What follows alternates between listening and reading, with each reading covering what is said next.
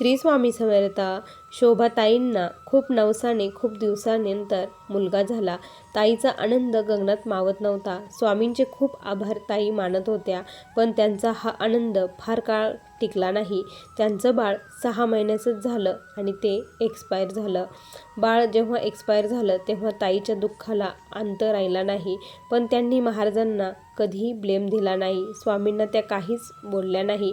जे माझे भोग आहे ते भोगल्याशिवाय संपणार नाही. माझ्या कर्माचे हे फळ आहे.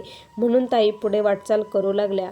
स्वामींची सेवा नामस्मरण चालूच होतं आणि 2 वर्षानंतर स्वामींनी देखील त्यांनी जे काही सोसलं, जे काही दुःख त्यांना सोसावं लागलं, त्या दुःखाचा एकत्रित आनंद स्वामींनी त्यांना दिला आणि स्वामींनी पुन्हा एकदा 2 वर्षांनी त्यांना संतान प्राप्ती दिली आणि पुन्हा सेम मुलगा ताईंना झाला.